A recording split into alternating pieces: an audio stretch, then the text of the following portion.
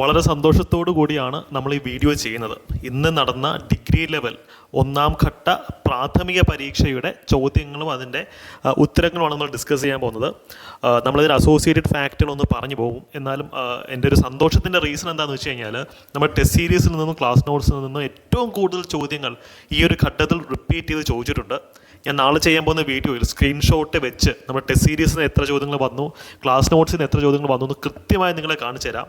പക്ഷേ ഇതിനകത്ത് rank making അല്ലെങ്കിൽ ഏറ്റവും ഡിഫിക്കൽട്ട് എന്ന് വിധി എഴുതിയിട്ടുള്ള അല്ലെങ്കിൽ റിപ്പീറ്റ് ചെയ്യാത്ത പഴയ ചോദ്യങ്ങളുണ്ടല്ലോ, അതൊക്കെ നമ്മുടെ ടെസ്റ്റ് സീരീസിൽ കവേർഡ് ആയിരുന്നു. ഞാൻ ഇപ്പം ഓരോന്നോരോന്നോട്ട് പറഞ്ഞുതരാം. വളരെ സന്തോഷമുണ്ട്. അതുകൊണ്ട് വീഡിയോ തുടങ്ങുന്നതിന് മുമ്പ് തന്നെ നമ്മുടെ ടെസ്റ്റ് സീരീസ് റിസർച്ച് ടീം, നമ്മുടെ അഡ്മിനിസ്ട്രേറ്റീവ് ടീം, ക്ലാസ് എടുത്ത ടീച്ചേഴ്സ് എല്ലാവർക്കും നന്ദി പറഞ്ഞുകൊണ്ടാണ് ഈ വീഡിയോ സ്റ്റാർട്ട് ചെയ്യുന്നത്. ബിക്കോസ് നമ്മുടെ ക്ലാസ് റൂം പ്രോഗ്രാംസ് ചെയ്യുന്നതാണ് ഏറ്റവും അധികം ചോദ്യങ്ങൾ അതിനകത്ത് റിപ്പീറ്റ് ചെയ്തിട്ടുള്ളത്. മുൻകാല വർഷ ചോദ്യങ്ങൾ റിപ്പീറ്റ് ചെയ്യും. ഞാൻ അതല്ല ഉദ്ദേശിച്ചത്. ഡിഫിക്കൽട്ടായിട്ടുള്ള അല്ലെങ്കിൽ റാങ്ക് മേക്കിംഗ് പ്രോബബിലിറ്റി ഉള്ള ആർക്കും കിട്ടാത്ത ചോദ്യങ്ങൾ പലതും ഈ ചോദ്യ പേപ്പറിൽ നമ്മൾ കവർ ചെയ്തിട്ടുള്ളതാണ്. സോ ഞാൻ എന്തെങ്കിലും സമയം കളയാതെ വീഡിയോയിലേക്ക് പോവുകയാണ്. ചോദ്യം, അതിന് ഉത്തരം, അതിന് അസോസിയേറ്റഡ് ഫാക്റ്റുകൾ ഞാൻ പറഞ്ഞു പോകും. നാളെ മുതൽ ചെയ്യാൻ പോകുന്ന വീഡിയോകളിൽ ഈ അസോസിയേറ്റഡ് ഫാക്റ്റുകളുടെ ഇൻ ഡെപ്ത് ഡിസ്കഷൻ ആയിരിക്കും. ഇന്ന് അത്രയും ഡെപ്തിലേക്ക് പോവില്ല. ഇൻ ഡെപ്ത് ഡിസ്കഷൻ നമുക്ക് നാളെ നടത്താം. കട്ട് ഓഫിൻ്റെ കാര്യം ദയവായി ആരും ഇപ്പോൾ ബോദർ ചെയ്യരുത്. രണ്ടാമത്തെയും മൂന്നാമത്തെയും ഘട്ടം കഴിയാത്രത്തോളം കാലം ഒരു മനുഷ്യനും ഒരു കമ്പ്യൂട്ടറിനും കട്ട് ഓഫ് പ്രിഡിക്റ്റ് ചെയ്യാൻ സാധിക്കില്ല. നിങ്ങൾ അതിനെപ്പറ്റി സ്ട്രെസ്ഡ് ആയിട്ട് പോകരുത്. ഞാനതിൻ്റെ വീഡിയോ ചെയ്യില്ല. എനിക്കറിയാം ഇപ്പം ഏറ്റവും കൂടുതൽ വ്യൂസും ഏറ്റവും കൂടുതൽ എൻഗേജ്മെൻറ്റും കിട്ടുന്നത് കട്ട് ഓഫ് പ്രിഡിക്ഷൻ്റെ വീഡിയോസിനാണ്.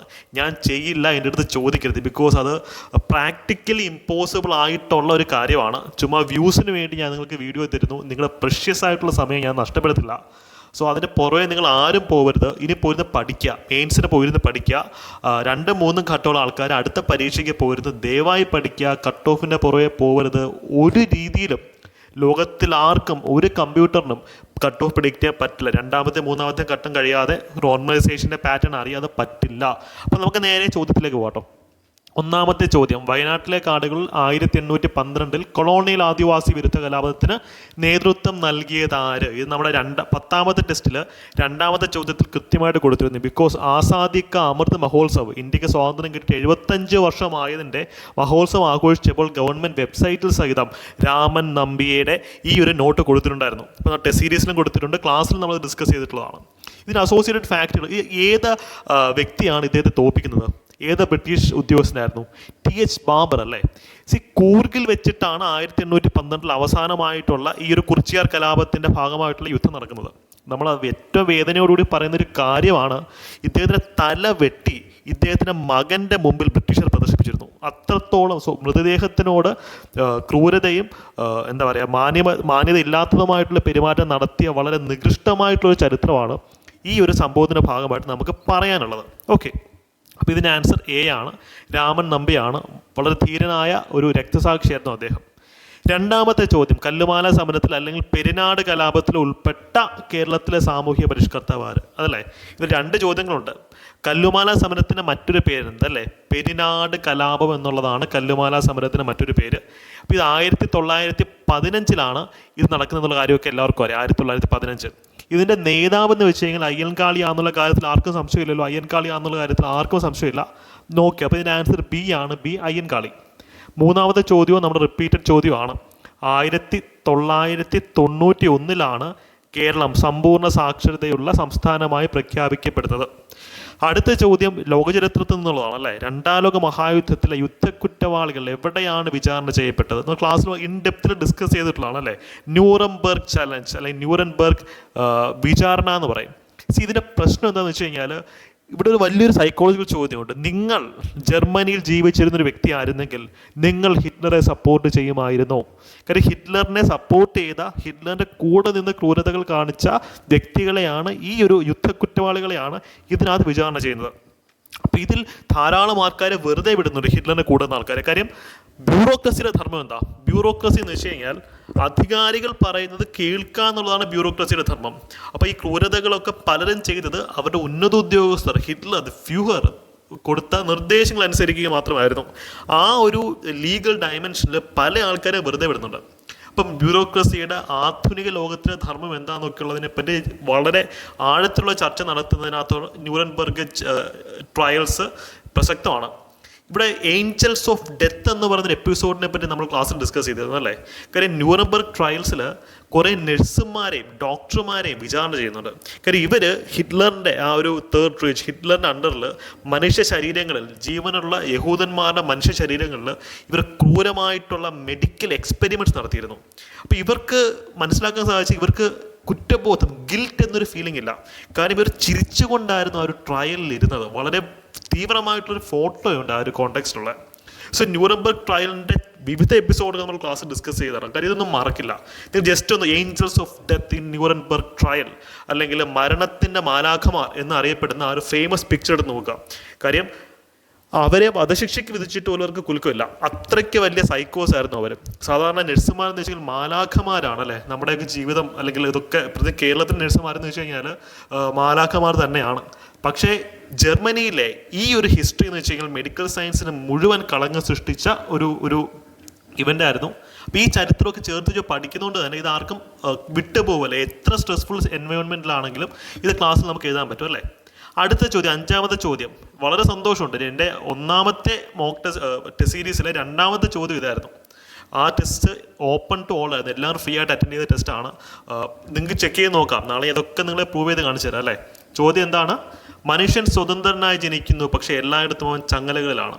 ഇത് ആരുടെ വാക്കുകളാണ്? നമുക്കറിയാം, റൂസോയുടെ വാക്കുകളാണ്. റൂസോയുടെ ഏത് പുസ്തകത്തിനകത്താണ് ഇത് പറയുന്നത്? സോഷ്യൽ കോൺട്രാക്റ്റ് എന്ന് പറയുന്ന പുസ്തകത്തിൻ്റെ ഇൻട്രൊഡക്ടറി ലൈനാണ്. അത് തുടങ്ങുന്നത് തന്നെ ഈ ഒരു വാചകത്തിലാണ്. കാര്യം ഈ ഒരു പുസ്തകത്തിലാണ് പോപ്പുലർ സോവർണിറ്റി തിയറി, അല്ലെങ്കിൽ ജനകീയ പരമാധികാരം എന്നൊരു സങ്കല്പം അദ്ദേഹം കൊണ്ടുവരുന്നത്. ജനങ്ങൾ അധികാരികളെ, ഇത് KS ചോദിച്ചതാണ് കഴിഞ്ഞ പ്രിലിംസിൽ, അതുകൊണ്ടാണ് എടുത്ത് പറയുന്നത്. പോപ്പുലർ സോവർണിറ്റി തിയറി ആര് കൊണ്ടുവന്നു? റൂസോ. സോഷ്യൽ കോൺട്രാക്റ്റ് എന്ന് പറഞ്ഞ പുസ്തകത്തിൽ കൊണ്ടുവന്നു. അടുത്ത പരീക്ഷയ്ക്ക് ചിലപ്പോൾ ഇവിടെ നിന്നായിരിക്കും ചോദ്യം വരാൻ പോകുന്നത്. സൂക്ഷിച്ച് നിങ്ങളത് നോട്ട് ചെയ്ത് വെക്കുക. ഒരു ബുക്കും പേപ്പർ എടുത്ത് വെച്ചുകൊണ്ട് ഇവിടെ ഇരിക്കുക, പറയുന്ന പോയിന്റ്സ് ഒക്കെ നോട്ട് ഡൗൺ ചെയ്യുക. നാളെ മുതൽ ഇതിൻ്റെ ഇൻഡെപ്ത് ക്ലാസ്സുകൾ നിങ്ങൾക്ക് കിട്ടുന്നതായിരിക്കും. സോ ഈ പുസ്തകത്തിനകത്താണ് പറയുന്നത് സോഷ്യൽ കോൺട്രാക്ട്, ജനകീയ പരമാധികാരം അല്ലേ?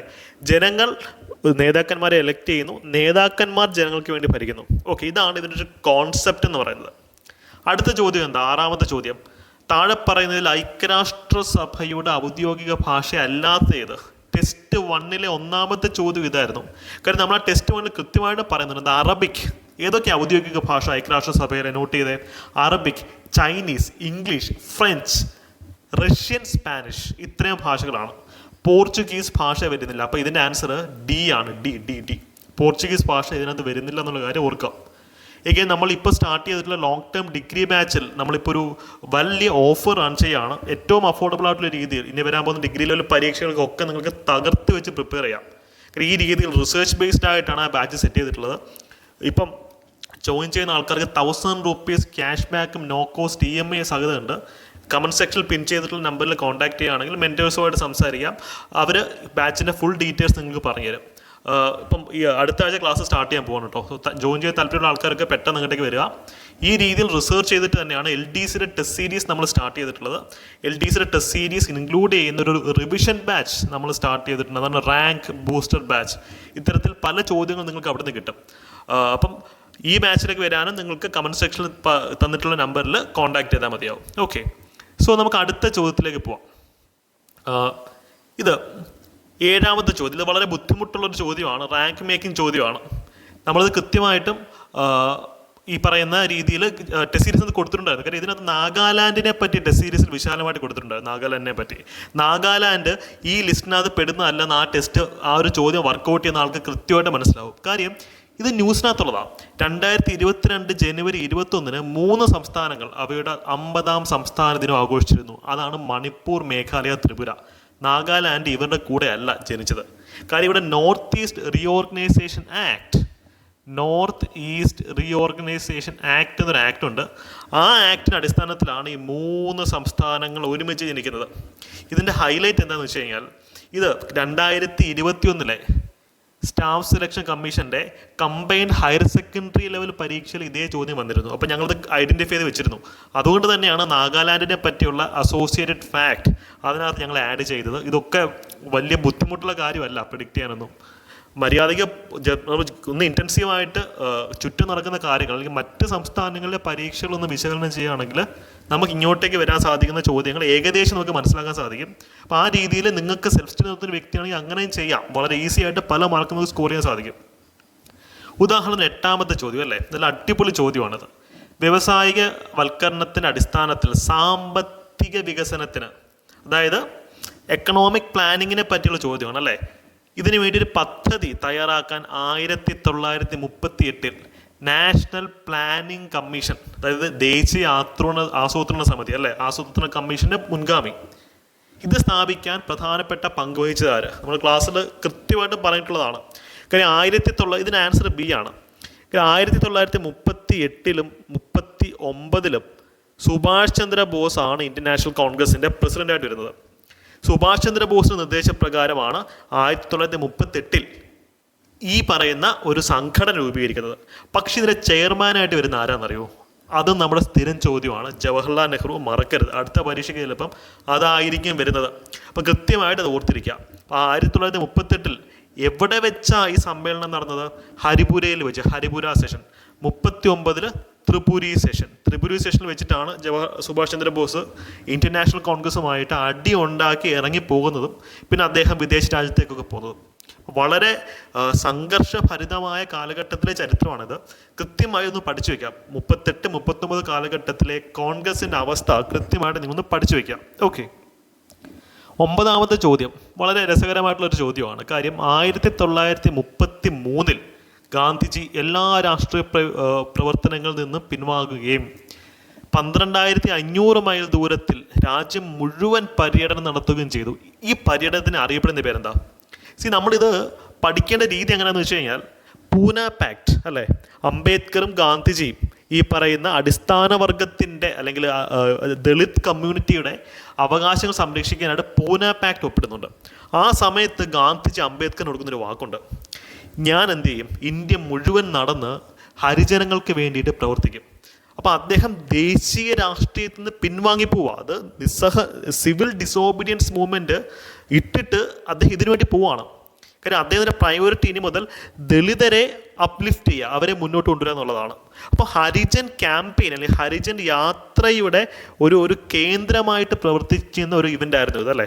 മഹാരാഷ്ട്രയിലെ വാർത്താ ആശ്രമമൊക്കെ ഈ ഒരു കോണ്ടെക്സ്റ്റിലാണ് വരുന്നത്. സോ ഹരിജൻ യാത്രയുടെ ഭാഗമായിട്ടാണ് അദ്ദേഹം ഈ കാര്യങ്ങളൊക്കെ ചെയ്യുന്നത്. പിന്നെ അംബേദ്കറിന് കൊടുത്ത വാക്കാണത് അല്ലേ. സോ ഹരിജൻ യാത്രയാണ് ഇതിൻ്റെ മീനിങ് ആയിട്ട് വരിക എന്നുള്ളവർ അറിഞ്ഞിരിക്കുക. ഓക്കെ, അടുത്ത ചോദ്യം, അക്ബറിൻ്റെ ഭരണകാലത്ത് നിർമ്മിക്കപ്പെടാത്ത കോട്ട ഏത്? ഇതൊക്കെ എന്ത് ചോദ്യം? അല്ലെങ്കിൽ പുരാണ കില നമുക്കറിയാം, ഹുമയൂണിൻ്റെ സമയത്താണെന്നറിയാം. ബാക്കിയൊക്കെ അക്ബറിൻ്റെ സമയത്താണ്. ആഗ്ര കോട്ട, അലഹബാദ് കോട്ട, ലാഹോർ കോട്ട.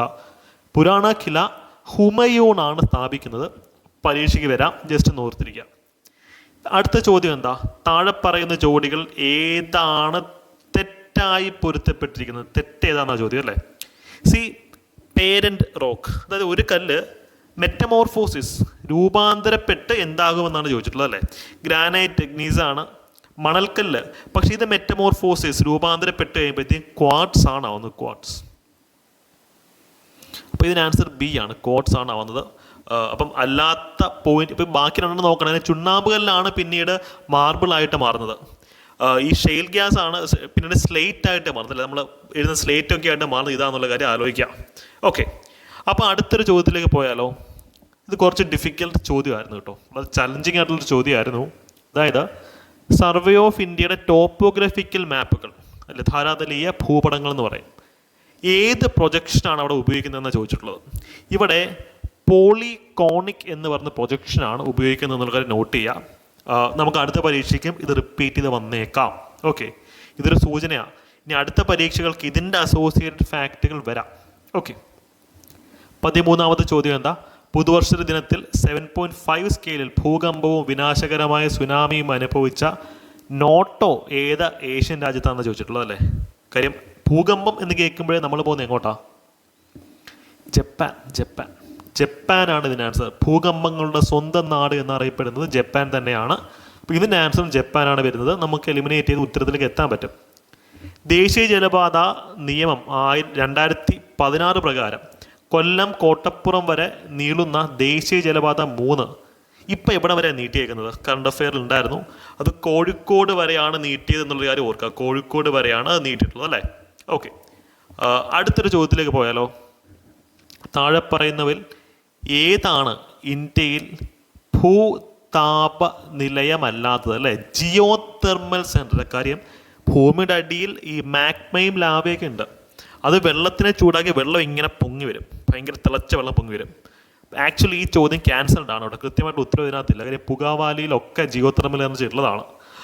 അപ്പം ഇതിൻ്റെ ഉത്തരം കൃത്യമായിട്ടില്ല, അപ്പോൾ ഇത് ക്യാൻസൽ ചെയ്യപ്പെടും. നിങ്ങളത് മൈൻഡ് ചെയ്യേണ്ട. അടുത്ത ചോദ്യം വളരെ ഡിഫിക്കൽട്ടായിട്ടുള്ളൊരു ചോദ്യം. ഇതൊക്കെ ടെസ്റ്റ് 1, ഒന്നാമത്തെ ടെസ്റ്റ്, അത് ഫ്രീ ടെസ്റ്റാണ്. ഞാൻ നിങ്ങളുടെ എല്ലാവരുടെ പറഞ്ഞത് ടെസ്റ്റ് എഴുതണം. ടെസ്റ്റ് ചെയ്തിട്ടുള്ള ആൾക്കാർക്ക് ഇത് കിട്ടും. കാര്യം ഇതിനകത്ത് 19ാമത്തെ ചോദ്യത്തിനകത്ത് ഈ ഫാക്റ്റുകൾ ചോദ്യമായിട്ട് തന്നെ കൊടുത്തിട്ടുണ്ടായിരുന്നു. കാര്യം ഫാക്ടർ ചെലവിൽ GDP എന്ന് വെച്ചാൽ എന്താണെന്നാണ് ചോദ്യം. ഇത് factor cost, GDP at factor cost എന്ന് പറയുന്നൊരു concept, GDP at factor cost. ഇതെന്ന് വെച്ച് കഴിഞ്ഞാൽ GDP അറ്റ് മാർക്കറ്റ് പ്രൈസ്, വിപണി വിലയിലെ GDP മൈനസ് അറ്റ പരോക്ഷ നികുതികൾ, നെറ്റ് ഇൻഡയറക്റ്റ് ടാക്സസ് എന്ന് പറയും അല്ലേ. ഇതാണ് ഇതിൻ്റെ ആൻസർ. പക്ഷെ ഇവിടെ ഒരു കാര്യം നിങ്ങൾ അറിയണം, എന്താണ് നെറ്റ് ഇൻഡയറക്റ്റ് ടാക്സസ് അല്ലെങ്കിൽ അറ്റ പരോക്ഷ നികുതി? അതായത് ഇൻഡയറക്റ്റ് ടാക്സുകളിൽ നിന്നും സബ്സിഡി കുറയ്ക്കുന്നതാണ് നെറ്റ് ഇൻഡയറക്റ്റ് ടാക്സ്. അതാ അറ്റ പരോക്ഷ നികുതി എന്ന് വെച്ച് കഴിഞ്ഞാൽ പരോക്ഷ നികുതിയിൽ നിന്നും സബ്സിഡി കുറയ്ക്കുന്നതാണ് അറ്റ പരോക്ഷ നികുതി. ചിലപ്പോൾ അടുത്ത പ്രാവശ്യം എന്ത് ചോദിക്കാം, ഫാക്ടർ ചെലവിൽ GDP എന്താണ്? വിപണി വിലയിൽ നിന്ന് GDP മൈനസ് പരോക്ഷ നികുതി മൈനസ് ഇത് എന്താണ്, സബ്സിഡി. അങ്ങനെ ചോദിച്ചെന്ന് വരാം. അപ്പോൾ ആ രീതിയിൽ പ്രിപ്പയർ ചെയ്തിട്ട് പോവുക. അപ്പോൾ ഇതിൻ്റെ ആൻസർ A ആണ്. അടുത്ത ചോദ്യം എന്താണ്?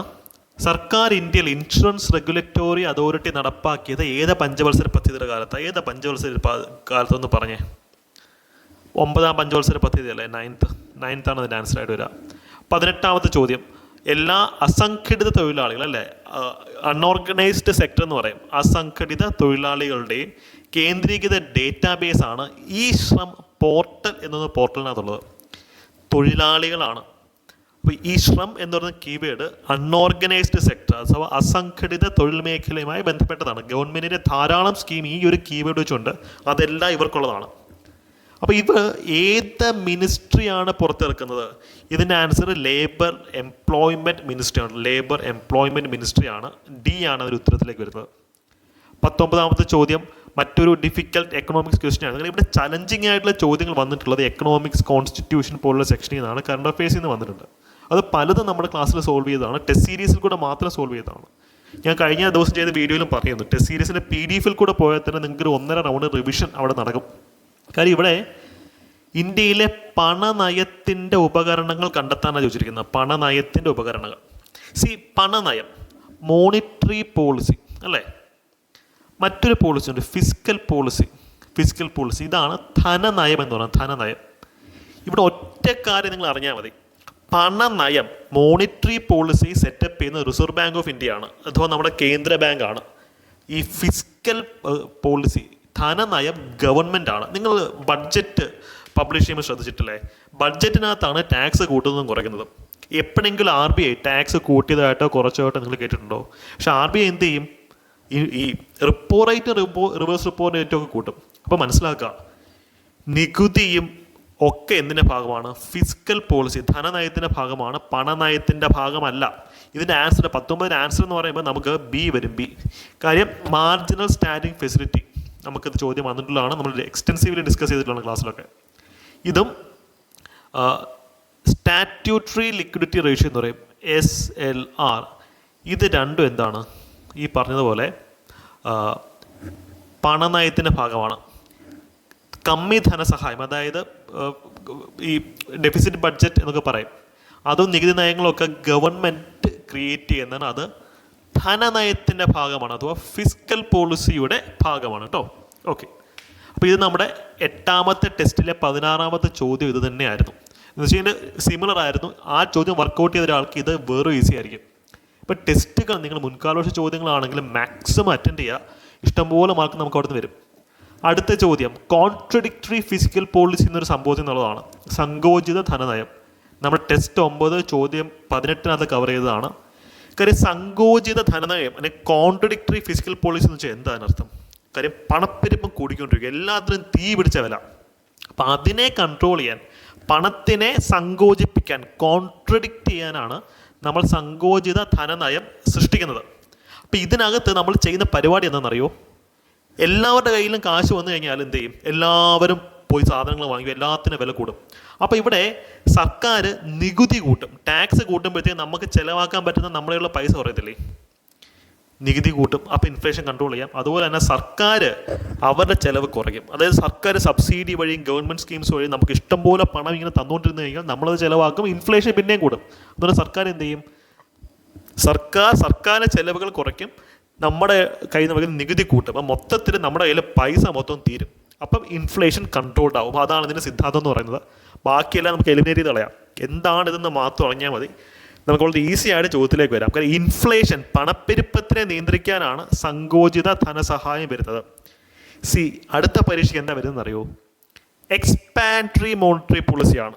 അവിടെ സങ്കോചിപ്പിക്കുകയോ വികസിപ്പിക്കുകയാണ്. നാളെ ചെയ്യുന്ന ക്ലാസ്സിൽ ഇതൊക്കെ ഞാൻ നിങ്ങൾക്ക് പറഞ്ഞു തരാം. അസോസിയേറ്റഡ് ഫാക്ടർ കൂടുതൽ ഇൻ ഡെപ്തിൽ നാളത്തെ ക്ലാസ്സിൽ നിങ്ങൾക്ക് കിട്ടും.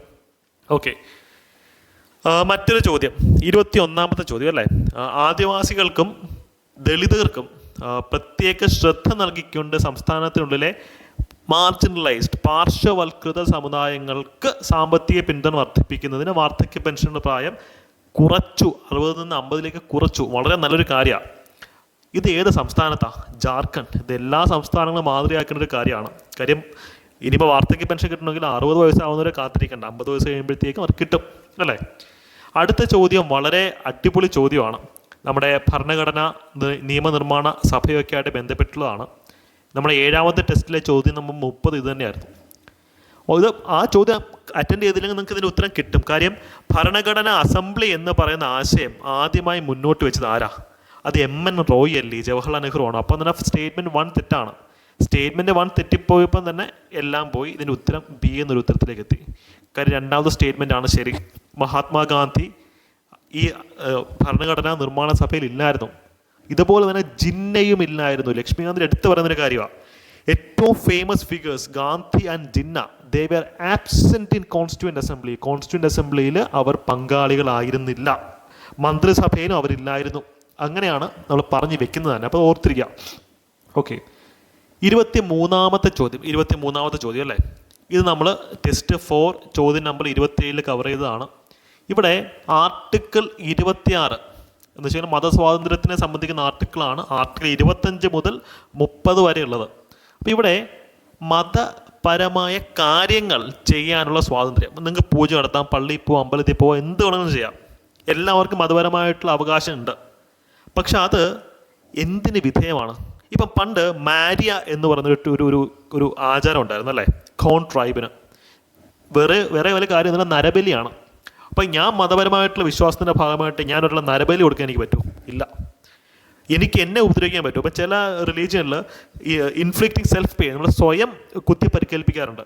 അപ്പോൾ അതൊന്നും നിയമപരമായിട്ട് നടക്കത്തില്ല. നിങ്ങളുടെ മതം ഒരു സൈഡിലിരിക്കും, നിയമം ഒരു സൈഡിലിരിക്കും. അപ്പോൾ പല കാര്യങ്ങളും ഈ നിയമത്തിന് വിധേയമാണ്. അപ്പം മതപരമായിട്ടുള്ള നമ്മുടെ ആചാരാനുഷ്ഠാനങ്ങളെല്ലാം ഇപ്പം ഹാജി അലി ദർഗ അവിടെ സ്ത്രീകളെ കയറ്റില്ലെന്ന് പറഞ്ഞു, സുപ്രീം കോടതി കയറ്റിക്കണമെന്ന് പറഞ്ഞു, ശബരിമല വെർഡിക്ട് കേസ്. അപ്പോൾ ഇവിടെയൊക്കെ കാണുന്നത് മതപരമായിട്ടുള്ള ആചാരങ്ങൾ നിയമത്തിന് വിധേയമായിരിക്കണം. അതായത് പൊതുക്രമം, സോഷ്യൽ ഓർഡർ, ധാർമ്മികത, മൊറാലിറ്റി, അല്ലെങ്കിൽ ഹെൽത്ത്, ആരോഗ്യം, ഇത്രയും കാര്യങ്ങൾക്ക് വിധേയമായിക്കൊണ്ട് മാത്രമേ നിങ്ങൾക്ക് എന്ത് ചെയ്യാൻ പറ്റുള്ളൂ? മതപരമായിട്ടുള്ള കാര്യങ്ങൾ ചെയ്യാൻ പറ്റത്തുള്ളൂ. അത് നമ്മൾ ആർട്ടിക്കിൾ 26 പറഞ്ഞിട്ടുള്ളതാണ്. നമ്മൾ ഇത് കറണ്ട് അഫയേഴ്സിനകത്ത് ഉണ്ടായിരുന്നു. ഇത്രയും കേസുകൾ നിലനിൽക്കുകയാണ്. ഹാജി അലി ദർഗ കേസ്, മുത്തലാഖ് വരുന്നു, പിന്നീട് ശബരിമല വെർഡിക്റ്റ് വരുന്നു, പിന്നെ പത്മനാഭ ടെമ്പിളിലെ വെർഡിക്റ്റ് വരുന്നു, പല കാര്യങ്ങൾ വരുന്നു. അപ്പോൾ മതപരമായിട്ടുള്ള ഇത്തരം വാർത്തകൾ ന്യൂസിലിങ്ങനെ നിറഞ്ഞു നിൽക്കുന്നതുകൊണ്ട് തന്നെ ഇത് ഭയങ്കരമായിട്ട് എക്സ്പെക്ട് ചെയ്തൊരു ചോദ്യമാണ്. അതുകൊണ്ടാണ് ഞങ്ങളിത് ചോദ്യപേപ്പറിനകത്ത് ഇട്ടത്. അപ്പം 23ാമത്തെ ചോദ്യത്തിൻ്റെ ഉത്തരം എന്ന് വെച്ച് കഴിഞ്ഞാൽ മുകളിൽ പറഞ്ഞവയെല്ലാം D ആണ് അതിൻ്റെ ഉത്തരം. 24ാമത്തെ ചോദ്യം ഞങ്ങളുടെ ടെസ്റ്റ് 5-2 ടെസ്റ്റുകളിൽ ക്വസ്റ്റ്യൻ നമ്പർ 56, 28 കവർ ചെയ്തിരുന്നു. ഇതൊക്കെ നാളെ നിങ്ങൾക്ക് സ്ക്രീൻഷോട്ട് വെച്ച് വിശാലമായിട്ടുള്ള ക്ലാസ്സുകൾ തരുന്നതായിരിക്കും. 24ാമത്തെ ചോദ്യം എന്താണെന്ന് വെച്ച് കഴിഞ്ഞാൽ പരിസ്ഥിതി സംരക്ഷണത്തിനും മെച്ചപ്പെടുത്തലിനും, അതായത് നമ്മുടെ പരിസ്ഥിതിയെ സംരക്ഷിക്കുന്നതിന്, വനങ്ങൾ, വന്യജീവികൾ ഇതിനൊക്കെ സംരക്ഷിക്കുന്നതിന് ബന്ധപ്പെട്ട അനുച്ഛേദങ്ങൾ ഏതൊക്കെയാണെന്ന ചോദ്യം അല്ലേ. ഇവിടെ നിങ്ങൾ മനസ്സിലാക്കുക 31A എന്ന് വെച്ച് കഴിഞ്ഞാൽ നിങ്ങളുടെ ഭൂമി വേണമെങ്കിൽ ഗവൺമെൻറ്റിന് പിടിച്ചെടുത്തുകൊണ്ട് പോകാം. അക്വിസിഷൻ ഓഫ് എസ്റ്റേറ്റുകൾ എന്ന് പറയും. ചില പ്രത്യേക കാര്യങ്ങൾക്ക് വേണ്ടി ബാക്കിയുള്ളവരുടെ ഭൂമി ഗവൺമെൻറ്റിന് പിടിച്ചെടുക്കുമ്പോൾ റോഡ് വികസനം അതുപോലെയുള്ള കാര്യത്തിന്. അപ്പോൾ ഇത് പ്രകൃതിയോടൊരു ബന്ധമില്ല. അപ്പോൾ ഫസ്റ്റ് സ്റ്റേറ്റ്മെൻറ്റ് തെറ്റാണ്. 48A എന്ന് വെച്ച് കഴിഞ്ഞാൽ മാർഗനിർദ്ദേശക തത്വത്തിനകത്ത് പറയുന്നുണ്ട് നമ്മൾ പരിസ്ഥിതി, വനം, വന്യമൃഗങ്ങൾ ഇവരെയൊക്കെ സംരക്ഷിക്കണമെന്ന്. 51A ഫണ്ടമെൻ്റൽ ഡ്യൂട്ടി, മൗലിക കർത്തവ്യങ്ങളിനകത്തും ഈ കാര്യത്തെപ്പറ്റി പറയുന്നുണ്ട്. സോ ഇതിൻ്റെ ആൻസർ എന്ന് വെച്ച് കഴിഞ്ഞാൽ 2 and 3 ആണ് അല്ലേ. ഇത് രണ്ട് മാത്രമാണ് ഇതിനെപ്പറ്റി സംസാരിക്കുന്നത്. ആർട്ടിക്കിൾ 31A വേറെയാണ്. മറ്റൊരു ചോദ്യം ചോദിക്കട്ടെ. ആർട്ടിക്കിൾ 39A നമുക്ക് സ്ഥിരം ചോദ്യം. ഇതെന്താ സംഭവം? ഫ്രീ ലീഗൽ എയ്ഡ് അല്ലേ. നിങ്ങൾക്ക് സ്വന്തമായിട്ട് വക്കീലിനെ അപ്പോയിൻറ്റ് ചെയ്യാനില്ലെങ്കിൽ ഒരു കേസിൽ പെട്ടുപോയാലും ഗവൺമെൻറ്റിൻ്റെ വക്കീലിനെ നിങ്ങൾക്ക് തരും. അതാണ് ഇതിൻ്റെ കാര്യം. ഓക്കെ, 25ാമത്തെ ചോദ്യം നമുക്ക് നോക്കാം. 25ാമത്തെ ചോദ്യം. ഇത് വളരെ ചലഞ്ചിങ് ആയിട്ടുള്ള ചോദ്യമാണ്.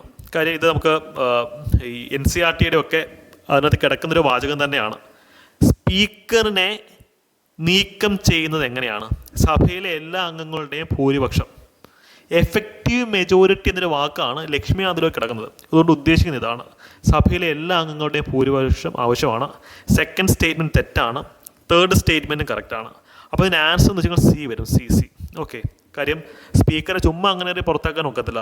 ക്ലാസ്സിൽ പറയുന്നതാണ് അഡ്ജോർട്ട്മെൻറ്റ് മോഷൻ പോലെയുള്ള ഭയങ്കര സീരിയസ് ആയിട്ടുള്ള പ്രക്രിയകൾ വഴിയാണ് അദ്ദേഹത്തെ പുറത്താക്കുന്നത്. അപ്പോൾ ഇതിൻ്റെ കേസ് അങ്ങനെയാണ് വരുന്നത് എന്നുള്ള കാര്യം അറിയാം. ഇതിന് ആൻസർ C ആണ്. ഓക്കെ, ഒരുപക്ഷെ PSC ഫസ്റ്റ് ആൻസർ കീയിൽ 2 and 3 കൊടുക്കാതിരിക്കാം, അതൊക്കെ അവരുടെ ഇഷ്ടം. പക്ഷേ യഥാർത്ഥ ആൻസർ C ആണെന്നുള്ളൊരു കാര്യം നിങ്ങൾ ഓർക്കാം. 26ാമത്തെ ചോദ്യം നമ്മൾ ഭയങ്കരമായിട്ട് പ്രതീക്ഷിക്കുന്നൊരു ചോദ്യമാണ് അല്ലേ. 106ാമത്തെ ഭരണഘടനാ ഭേദഗതി വരുത്തിയ പ്രധാനപ്പെട്ട മാറ്റങ്ങൾ. കാര്യം വുമൺ റിസർവേഷൻ ബിൽ, സ്ത്രീകൾക്ക് സംവരണം കൊടുക്കുന്ന ബില്ലാണത്. ഇവിടെ എല്ലാ സ്റ്റേറ്റ്മെൻറ്റ്സും ശരിയാണ് കേട്ടോ. ഞാൻ അസോസിയേറ്റഡ് ഫാക്ടറിൽ പറഞ്ഞുതരാം. 106ാമത്തെ ഭരണഘടനാ ഭേദഗതി എന്താണ്? സ്ത്രീകൾക്ക് റിസർവേഷൻ കൊടുക്കണം. എവിടെ കൊടുക്കണം? സംസ്ഥാന നിയമസഭകളിൽ, ലോക്സഭയിലൊക്കെ കൊടുക്കണം അല്ലേ. അപ്പോൾ ഇവിടെ കൃത്യമായിട്ടും പറയുന്നുണ്ട്, ആർട്ടിക്കിൾ 239A എന്നൊരു ആർട്ടിക്കിൾ ഭേദഗതി ചെയ്യുന്നുണ്ട്. 239A എന്താണ്? ഡൽഹി എന്ന് പറയുന്നത് നമ്മുടെ യൂണിയൻ ടെറിട്ടറിക്ക് ഒരു പ്രത്യേക പദവി കൊടുക്കുന്ന ആർട്ടിക്കിളാണ് അല്ലേ. നാഷണൽ ക്യാപിറ്റൽ റീജിയൻ എന്നൊക്കെ പറഞ്ഞിട്ട്. അപ്പോൾ ഇവിടെ അറിഞ്ഞിരിക്കുക, ഇതിനകത്ത് പാർലമെൻറ്റ് പാസ്സാക്കുന്ന നിയമങ്ങളൊന്നും ഡൽഹിക്ക് പലപ്പോഴും ബാധകമല്ല, പക്ഷേ ഈ കേസിൽ ബാധകമാണ്. അപ്പോൾ ഇനി മുതൽ ഡൽഹിയിലും സ്ത്രീകൾക്ക് റിസർവേഷൻ കൊടുക്കണം എന്നുള്ളതാണ് ഈ ഒരു ആർട്ടിക്കിളിനകത്ത് കൃത്യമായിട്ടും പറയുന്നത്. അപ്പോൾ ആർട്ടിക്കിൾ 330A എന്താണ്? ഇതിനണ്ടറിൽ ലോകസഭയിൽ സ്ത്രീകൾക്ക് 33% റിസർവേഷൻ കൊടുക്കണമെന്നാണ് പറയുന്നത്. 332A സംസ്ഥാന നിയമസഭകളിൽ റിസർവേഷൻ കൊടുക്കണമെന്നാണ് പറയുന്നത്. OBC സ്ത്രീകൾക്ക് ഇതിനകത്ത് പ്രത്യേക സംവരണം ഇതിനകത്തുണ്ട്. അപ്പോൾ ഇതിൻ്റെ ആൻസർ D ആണെന്നുള്ള കാര്യം ഓർത്തിരിക്കുക. ഓക്കെ, 27ാമത്തെ ചോദ്യത്തിലേക്ക് പോവാം. സിവിൽ സർവീസിൻ്റെ പ്രവർത്തനമല്ലാത്തത് എന്ത്? ഈ ഗവൺമെൻറ്റിനെതിരായിട്ടുള്ള എതിർപ്പ് സമാഹരിക്കുന്നതൊന്നും സിവിൽ സർവീസിൻ്റെ പ്രവർത്തനമല്ല. അതായത് അവരെ അപ്പോയിൻറ്റ് ചെയ്ത ഗവൺമെൻറ്റിന് അവർ തന്നെ പണി കൊടുക്കണോ എന്താണ് ഈ പറയുന്നത് അല്ല. ഇപ്പം നിങ്ങൾ സിവിൽ സർവൻ്റ് ആകാൻ പോവാണ്, ഇപ്പം നിങ്ങളുടെ ജോലി എന്ന് വെച്ചാൽ ഗവൺമെൻറ്റിനെ എതിർക്കുക എന്നുള്ളതാണോ? അല്ല. അപ്പോൾ ഇതൊക്കെ ശരിയാണ്. ഇതാണ് പ്രവർത്തനമല്ലാത്തത്. C ആണ് ഇതിൻ്റെ ഉത്തരവ് എന്നുള്ളവരെ ഓർമ്മിക്കുക. CC. 28ാമത്തെ ചോദ്യത്തിൽ എനിക്കൊരു കൺഫ്യൂഷൻ ഉണ്ട് കേട്ടോ. കാര്യം ഇത് 1, 2 and 3 ഉണ്ടായിരുന്നെങ്കിൽ അത് കറക്റ്റ് ആയനെ. പക്ഷേ ഇത് വെച്ച് നോക്കുമ്പം, അതായത് NEGP നാഷണൽ ഗവേണൻസ് പ്ലാൻ എന്ന് പറയും അല്ലേ, ഈ ഡിജിറ്റൽ അല്ലെങ്കിൽ ഗവേണൻസ് കൊണ്ടുവരുന്നതിൻ്റെ പ്ലാനാണിത്. അപ്പോൾ ഇതിനകത്ത് പൊതുജന സേവനങ്ങൾ പൗരന്മാർക്ക് വീടിനടുത്ത് എത്തിക്കണമെന്നും സൗജന്യ സേവനങ്ങൾ കൊടുക്കണമെന്നൊക്കെ പറയുന്നുണ്ട്. ട്രാൻസ്പെറൻസി, സുതാര്യതയെ പറ്റി അതിനകത്ത് പറയുന്നുണ്ട്. പക്ഷേ അപ്രോപ്രിയേറ്റ് ആൻസർ ചൂസ് ചെയ്യുമ്പം C ചൂസ് ചെയ്യുന്നതാണ് നല്ലതെന്ന് തോന്നുന്നു. നമുക്ക് ഫൈനൽ ആൻസർക്ക് എന്താ പറയുന്നത് നോക്കാം. 1, 2 and 3 ആയിരുന്നു ആക്ച്വലി വരേണ്ടിയിരുന്നത്. ഓക്കെ, 29ാമത്തെ ചോദ്യം. 29ാമത്തെ ചോദ്യം എന്ന് പറയുമ്പോഴത്തേക്കും രാഷ്ട്രീയ പാർട്ടികളുടെ പ്രവർത്തനവുമായി ബന്ധപ്പെട്ട് താഴെ പറയുന്നതിൽ ഏതാണ് ശരിയായതെന്നുള്ള ചോദ്യമാണ് അല്ലേ. ഇതെല്ലാം ശരിയാണ്, എല്ലാം ശരിയാണ്. കോമൺ സെൻസ് വെച്ച് ആലോചിച്ച് എല്ലാം ശരിയാണെന്ന് കിട്ടും. ഈ ചോദ്യം കണ്ടോ, എലിമിനേറ്റ് ചെയ്യാൻ പറ്റിയ ചോദ്യമാണ്. കാര്യം കോവിഡിൻ്റെ സമയത്ത് ഈ തൊഴിൽ നഷ്ടപ്പെട്ട ആൾക്കാർക്ക് തൊഴിൽ കൊടുക്കുന്നൊരു പദ്ധതി തുടങ്ങുന്നു. തൊഴിൽ കീവേഡ് തൊഴിലാണ്. തൊഴിൽ, റോസ്ഗർ എന്ന് പറയുന്ന കീവേഡാണ് എപ്പോഴും എംപ്ലോയ്മെൻറ്റുമായിട്ട് പലപ്പോഴും ഇത് നിൽക്കുക. അപ്പോൾ ഇവിടെ റോസ്ഗർ ഉണ്ട്, ഇവിടെ റോസ്ഗർ ഉണ്ട് അല്ലേ. അപ്പോൾ ഇതിന് യഥാർത്ഥ ആൻസർ എന്ന് വെച്ചാൽ B ആണ്, ആത്മനിർഭർ ഭാരത് റോസ്ഗർ യോജന. കാര്യം ആത്മനിർഭർ ഭാരതാണ് കോവിഡിൻ്റെ സമയത്ത് നമ്മൾ ആരംഭിച്ച ഒരു വലിയൊരു സ്കീം. കാട്ടുകുതിര എന്ന സിനിമയുടെ തിരക്കഥാകൃത്ത് ആരാണ്? കാട്ടുകുതിര. അത് സിനിമ കണ്ടിട്ടുള്ള ആൾക്കാർ കമൻറ്റ് സെക്ഷനിൽ പറഞ്ഞത് കാട്ടുകുതിര. ഇത് SL പുരം സദാനന്ദൻ. ന്യൂസിൽ അദ്ദേഹം ഉണ്ടായിരുന്നു. കോണ്ടെക്സ്റ്റ് നിങ്ങൾക്ക് അറിയാമെന്ന് വിശ്വസിക്കുന്നു. ജി ശങ്കരക്കുറുപ്പിൻ്റെ ഓടക്കുഴലിന് ആമുഖം എഴുതിയത് S ഗുപ്തൻ നായരാണ്. കുമാരനാശൻ അന്തരിച്ച വർഷം ഏതാ? 1924 അല്ലേ? ഏത് ബോട്ട് അപകടത്തിൽ അദ്ദേഹം മരിക്കുന്നത്? കമൻറ്റ് സെക്ഷനിൽ ഒന്ന് പറയണേ. ഏത് ബോട്ട് അപകടത്തിലാണ് അദ്ദേഹം മരിക്കുന്നത് എന്നുള്ളത്. കാഞ്ചന സീത എന്ന സിനിമയുടെ സംവിധായകൻ ആരാണ്? G അരവിന്ദനാണ് അതിൻ്റെ സംവിധായകൻ. 2022 ഫിഫ ലോകകപ്പിൽ അർജന്റീന ഫുട്ബോൾ ടീമിൻ്റെ പരിശീലകൻ ആരായിരുന്നു? ലയണൽ സ്കലോനി അല്ലേ? കേരളത്തിലെ ഏത് ജില്ലയിലാണ് തുഞ്ചൻ പറമ്പ് സ്ഥിതി ചെയ്യുന്നത്? ഏത് ജില്ലയിലാണ്? മലപ്പുറം ജില്ലയിലാണ്. ആൻസർ B ആണ് അതിൻ്റെ. 2023 വിംബിൾഡണിൽ വിജയം നേടിയത് ആരാണ്? വിംബിൾഡണിൽ ഏറ്റവും അവസാനം വിജയം നേടി 2023 വിജയം നേടിയത് ആരാണ്? പറയൂ. Carlos Alcaraz. അതാണ് അദ്ദേഹമാണ് വിജയം നേടിയത്. ആദിത്യ വയലാർ അവാർഡ് നേടിയ പുസ്തകം ഏതാണ്? ആദിത്യ വയലാർ അവാർഡ് നേടിയ പുസ്തകം. ഇതൊക്കെ നമ്മൾ current affairs test 1 question number 5 കൃത്യമായിട്ടും പറഞ്ഞിട്ടുള്ളതായിരുന്നേ. ആദിത്യ വയലാർ അവാർഡ് നേടിയ അഗ്നിസാക്ഷിയാണ്. പക്ഷേ ഇതൊരു ഡിഫിക്കൽട്ട് ചോദ്യമല്ല, പല പ്രാവശ്യം വന്നിട്ടുള്ളൊരു ചോദ്യമാണ്. ഓസ്കാർ നേടിയ ആദ്യത്തെ മലയാളി റസൂൽ പൂക്കുട്ടിയാണ്. ഏകദിന ക്രിക്കറ്റിൽ സച്ചിൻ ടെണ്ടുൽക്കർ എത്ര റൺസ് നേടിയിട്ടുണ്ട്? കറണ്ട് അഫയേഴ്സിൻ്റെ ടെസ്റ്റ് 3 ക്വസ്റ്റ്യൻ നമ്പർ 8 ഞങ്ങൾ പറഞ്ഞിരുന്നു 18,000-ൽ കൂടുതൽ റൺസ് നേടിയിട്ടുണ്ടെന്ന് പറഞ്ഞിരുന്നു. അപ്പോൾ അത് നമുക്ക് കാര്യം കൃത്യമായിട്ട് നമ്പറൊന്നും പഠിച്ചുകൊണ്ട് പോകാൻ ആർക്കും ഒക്കത്തില്ല. അപ്പോൾ ഈ റേഞ്ച് പഠിച്ചു വയ്ക്കുക, 18,000-ൽ കൂടുതൽ. അപ്പം ഇതിൻ്റെ ആൻസർ D ആണ്. ODI മാച്ചിൽ അദ്ദേഹത്തിന് 18,426 കിട്ടിയിരുന്നു. ഇതൊരു സൂചനയാണ്. ഇനി PSC സൗജന്യം തരത്തില്ല. ഇനി കൃത്യമായിട്ട് അവർ ഡിഫിക്കൽട്ട് ഓപ്ഷൻസ് വയ്ക്കും. 18,426, 27, 28, 29 എന്നൊക്കെയാണ് ഈ ഓപ്ഷൻസ് വയ്ക്കുക. ഇനി ഇത് പഠിച്ചിട്ട് പോവാം. ഓക്കെ, ഇനി കാര്യം സൂചന തന്നിട്ടേ അവരെ ഒരു ചോദ്യം ഡിഫിക്കൽട്ട് ആക്കത്തുള്ളൂ. 41ാമത്തെ ചോദ്യം വളരെ പ്രസക്തമുണ്ട്. വളരെ പ്രസക്തമുള്ള ചോദ്യമാണ് 41ാമത്തെ ചോദ്യം. ആക്രമണകാരികൾ ഒരു വെബ്സൈറ്റിനെ ഒരു ക്ലോൺ ഉണ്ടാക്കുക. നമ്മളൊരു വെബ്സൈറ്റ് സെർച്ച് ചെയ്യായിരിക്കും. നിങ്ങൾ PSC വെബ്സൈറ്റ് സെർച്ച് ചെയ്യുന്നു. നിങ്ങൾക്ക് കിട്ടുന്നത് PSCയുടെ വെബ്സൈറ്റ് പോലുള്ള മറ്റൊരു ക്ലോൺ ആയിരിക്കും. അവിടെ കയറി നിങ്ങൾ പാസ്വേഡ് മൊബൈൽ നമ്പറൊക്കെ എൻ്റർ ചെയ്യുമ്പോൾ നിങ്ങളുടെ സകല ഡേറ്റയും കയ്യിൽ നിന്ന് പോകും. നിങ്ങളുടെ SIM card details, credit card details എല്ലാം അവർ എക്സ്ട്രാക്ട് ചെയ്തെടുക്കും. അപ്പോൾ ഒരു ക്ലോൺ ഉപയോഗിച്ചിട്ട് നമുക്ക് പണി തരുന്ന സെൻസിറ്റീവായിട്ട് നമ്മുടെ ഡേറ്റയൊക്കെ അടിച്ചു മാറ്റുന്ന ആ ഒരു സൈബർ അറ്റാക്കിൻ്റെ പേരാണ് വെബ് ജാക്കിംഗ്. ഹൈജാക്കിംഗ് എന്ന് പറയുന്നത് വെബ് ജാക്കിംഗ് എന്നാണ് ഇത് പറയുന്നത്. അപ്പോൾ ഇതിന് ആൻസർ C ആണ്. C. ഇവിടെ വൈറസ് എന്താണെന്ന് നിങ്ങൾക്ക് അറിയാം. റാൻസം വെയർ എന്താണെന്ന് അറിയാം. റാൻസം വെയർ നമുക്ക് പെറ്റിയ റാൻസം വെയറിനെ പറ്റി കേട്ടിരുന്നു. റാൻസം എന്ന് വെച്ചാൽ എന്താ? തട്ടിക്കൊണ്ട് പോയിട്ട് മറ്റേ റാംജി റാവു ചെയ്ത പോലെ തട്ടിക്കൊണ്ട് പോയിട്ട് പ്രതിഫലം ആവശ്യപ്പെടും, എന്നിട്ട് മാത്രമേ വിട്ടുകൊടുക്കത്തുള്ളൂ. അതിൻ്റെ മൊബൈൽ ഫോണും ലാപ്ടോപ്പും ഒക്കെ ആൾക്കാരെ ഹാക്ക് ചെയ്തിട്ട് നിങ്ങളുടെ അടുത്ത് പൈസ ചോദിക്കും. അത് ബിറ്റ് കോയിനിൽ തന്നെ കൊടുക്കുകയും വേണം. ആ പൈസ കിട്ടിയെങ്കിൽ മാത്രമേ അവരത് റിലീസ് ചെയ്യത്തുള്ളൂ. അപ്പോൾ അതാണ് റാൻസം വെയർ. വൈറസ് നമുക്കറിയാം. സലാമി അറ്റാക്ക് നമുക്ക് ഇനിയുള്ള പരീക്ഷയിൽ വരാൻ സാധ്യതയുള്ളൊരു ചോദ്യമാണ്. സുലൈമാനി അറ്റാക്ക് അല്ല, സലാമി അറ്റാക്കാണ്. ശ്രദ്ധിച്ച് ചെയ്യുക. ഇതെന്ന് വെച്ചാൽ ഒരു ഫിനാൻഷ്യൽ ക്രൈമാണ്. എന്ന് വെച്ച് കഴിഞ്ഞാൽ ഒരാൾ പല ആൾക്കാർ ഒരുമിച്ച്, അതായത് ചെറിയ ചെറിയ രീതിയിൽ അറ്റാക്ക് കൊടുക്കും. അപ്പോൾ അതിൻ്റെ എഫക്റ്റ് വലുതായിരിക്കും. ഒരുമിച്ചിട്ട് വലിയ അറ്റാക്ക് നടത്താതെ പല സൈഡിൽ നിന്ന് പല യൂസേഴ്സിനെ വെച്ചിട്ട് ചെറിയ ചെറിയ അറ്റാക്ക് നടത്തുകയും അതിൻ്റെ എഫക്റ്റ് വലിയൊരു അറ്റാക്കിൻ്റെ ഇമ്പാക്റ്റ് ക്രിയേറ്റ് ചെയ്യും. അതുവഴി ഫിനാൻഷ്യൽ ക്രൈം, കാശ് അടിച്ച് മാറ്റുകയും ചെയ്യുന്ന പരിപാടിയാണ് സലാമി അറ്റാക്ക് എന്ന് പറയുന്നത്. 42 എന്താ? സ്വതന്ത്രമായി ആക്സസ് ചെയ്യാനും പരിഷ്കരിക്കാനുമുള്ളൊരു സോഫ്റ്റ്വെയറിനെ എന്ത് പറയുന്നു? അത് ഓപ്പൺ സോഴ്സ് സോഫ്റ്റ്വെയർ ആണ്. നിങ്ങൾക്കറിയാം. ലാറി പേജും സെർജി ബ്രിനും ചേർന്ന് സ്റ്റാർട്ട് ചെയ്തത് ഗൂഗിൾ ആണല്ലേ? എല്ലാവർക്കും ഇതറിയാം. 44ാമത്തെ ചോദ്യം നമ്മൾ ടെസ്റ്റുകൾ കവർ ചെയ്തതാണ്. ഇത് അത്ര വലിയ സംഭവമൊന്നുമല്ല, കാര്യം സ്ഥിരം ചോദ്യം ആയതുകൊണ്ട് നമ്മൾ കവർ ചെയ്തത് ഇവിടെ വന്നു. 44ാമത്തെ ചോദ്യത്തിൻ്റെ ഉത്തരം D ആണ്. D. മാച്ച് ദ ഫോളോയിങ് ആണ്. അത് റിപ്പീറ്റഡ് ക്വസ്റ്റ്യൻ ആണ്. ഈ ചോദ്യം കണ്ടോ? കമ്പ്യൂട്ടറിൻ്റെ CPU-ൻ്റെ വേഗത കൂട്ടാനായിട്ട് നമ്മൾ ഡേറ്റയൊക്കെ താൽക്കാലികമായി സംഭരിക്കുന്ന ഒരു സെക്ഷൻ ഉണ്ടല്ലേ? കേഷെ മെമ്മറിയാണ്. C ആണ് ഉത്തരം. C. നമ്മൾ ടെസ്റ്റ് 7 ഇത് കവർ ചെയ്തിട്ടുണ്ട്. ചോദ്യം നമ്പർ 3 ആയിരുന്നു. ഇതൊരു റാങ്ക് മേക്കിംഗ് ചോദ്യമായിരുന്നു. കാര്യം താഴെ പറയുന്നവയിൽ ഏതാണ് ഇന്ത്യൻ വംശജരുടെ ഉപഗ്രഹം അല്ലാത്തത് എന്നുള്ള ചോദ്യമാണ്.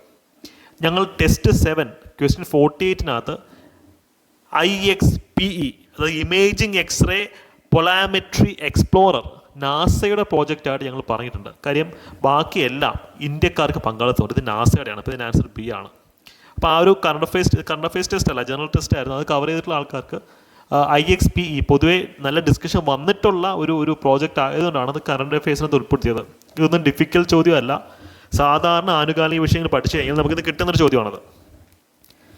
47ാമത്തെ ചോദ്യം അല്ലേ, കൺവെൻഷൻ ഓൺ ബയോളജിക്കൽ ഡൈവേഴ്സിറ്റി, ജൈവ വൈവിധ്യത്തെക്കുറിച്ചുള്ള ഒരു ചോദ്യമാണ്.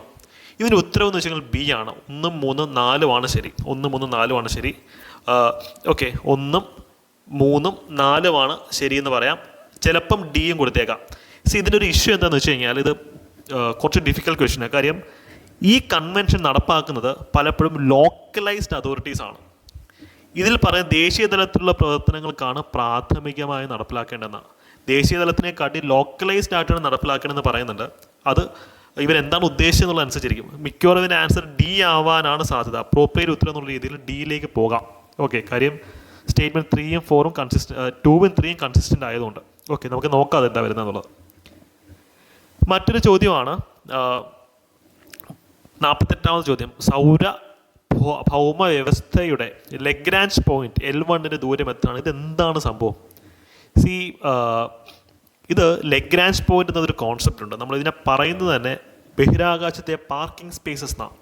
അതായത് ഇവിടെ നമ്മളൊരു സാധനം കൊടുത്ത് പാർക്ക് ചെയ്ത് കഴിഞ്ഞാൽ അവിടെ ഇരുന്നോളൂ. ബിക്കോസ് ഇപ്പോൾ സൂര്യനും ഇത് ഭൂമി, നമുക്ക് സൂര്യന് വേണ്ടതിൽ 5 ലഗ്രാഞ്ച് പോയിന്റ്സ് ഉണ്ട്. ലഗ്രാഞ്ച് പോയിന്റ് എന്ന് വെച്ച് കഴിഞ്ഞാൽ നമ്മൾ ആദിത്യ L1 എന്നൊക്കെ കേട്ടില്ല, അത് ലഗ്രാഞ്ച് പോയിന്റ് 1 ആണ്. 2 വസ്തുക്കളുടെ അട്രാക്റ്റീവ് ഫോഴ്സ് ബാലൻസ് ചെയ്ത് നിൽക്കുന്ന സ്ഥലം അത്. ഇത് ലഗ്രാഞ്ച് പോയിന്റ് L1 ആണെങ്കിൽ ഇവിടെ ഒരു സംഭവത്തെ പ്ലേസ് ചെയ്ത് കഴിഞ്ഞാൽ സൂര്യനെ അങ്ങോട്ട് വലിക്കും, എർത്ത് ഇങ്ങോട്ട് വലിക്കും, ഇത് ഈക്വല. അപ്പോൾ ഇത് അവിടെ സ്റ്റിഫായിട്ട് ഇരുന്നുള്ളൂ. ഇത് കുറച്ച് അങ്ങോട്ടോ ഇങ്ങോട്ടോ വന്നു കഴിഞ്ഞാലോ സൂര്യനെ അട്രാക്ട് ചെയ്യുന്നുണ്ടോ അല്ലെങ്കിൽ എർത്ത് അട്രാക്ട് ചെയ്യുന്നുണ്ടോ? ഇങ്ങനെ 5 ലഗ്രാഞ്ച് പോയിന്റ് ഉണ്ടെന്നാണ് പറയുന്നത്. ഒന്നിവിടെ അങ്ങനെയാണ് അതിൻ്റെ ലഗ്രാഞ്ച് പോയിന്റിൽ വരും. 5 എണ്ണം ഉണ്ട്.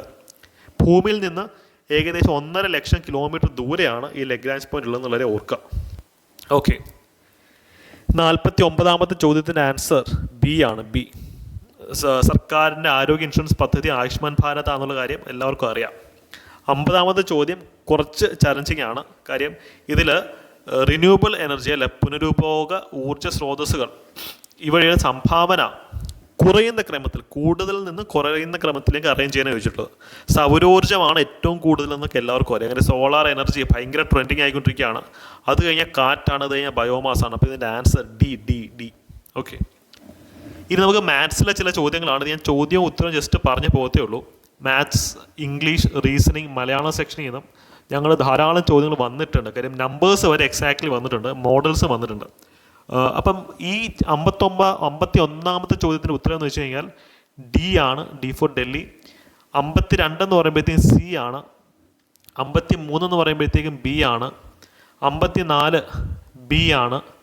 55 എന്ന് പറയുമ്പോൾ സി ആണ്. 56 എന്ന് പറയുമ്പോൾ എ ആണ്. സോ 58 ഡി, 59 ബി, 60ൻ്റെ ഉത്തരം ബി ആണ്.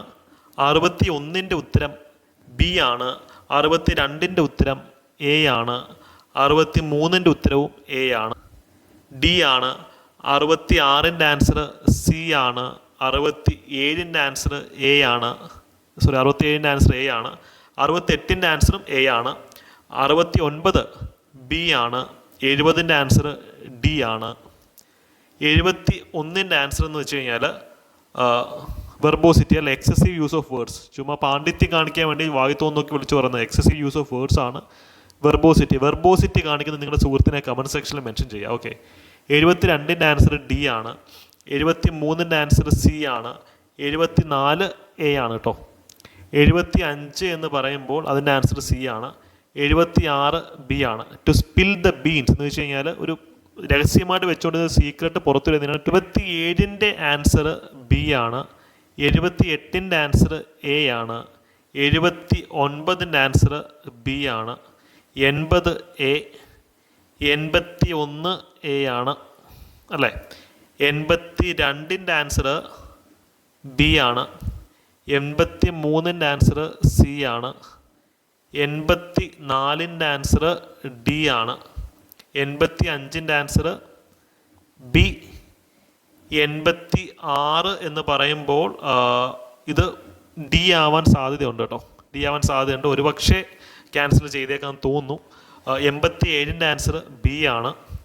88ൻ്റെ ആൻസർ എ ആണ്. 90ൻ്റെ ആൻസർ 89ൻ്റെ ആൻസർ ബി ആണ് കേട്ടോ. 90ൻ്റെ ആൻസർ ബി ആണ്. 91 എന്ന് പറയുമ്പോൾ ബി ആണ്. 92 സി ആണ്. 93 ബി ആണ്. 94 എ ആണ്. 95 സി ആണ്. 96 ബി ആണ്. 97 ബി ആണ്. 98 എന്ന് പറയുമ്പോൾ എ ആണ്. 99 ഡി ആണ്. 100 എന്ന് പറയുമ്പോൾ അതിൻ്റെ ആൻസർ എ ആണ് കേട്ടോ, എ. അപ്പോൾ ഇത്രയാണ് ഇതിൻ്റെ ആൻസേഴ്സ് ആയിട്ട് വരുന്നത്. അപ്പോൾ വീഡിയോ നിങ്ങൾക്ക് ഇഷ്ടപ്പെട്ടെങ്കിൽ, അല്ലെങ്കിൽ നമ്മുടെ കണ്ടൻറ്റും അസോസിയേറ്റഡ് ഫാക്ടറി ഇഷ്ടപ്പെട്ടെങ്കിൽ നിങ്ങൾ സുഹൃത്തുക്കൾക്ക് ഷെയർ ചെയ്ത് കൊടുക്കുക. പിന്നെ നമ്മുടെ ടെലിഗ്രാം ഫാമിലിയുടെ അംഗമാവാൻ ആരും മറക്കണ്ട. അപ്പോൾ വീഡിയോ ഹെൽപ്ഫുൾ ആയെങ്കിൽ ചാനൽ സബ്സ്ക്രൈബ് ചെയ്ത് നിങ്ങളുടെ സപ്പോർട്ട് രേഖപ്പെടുത്തുക കേട്ടോ. Okay, thank you, by.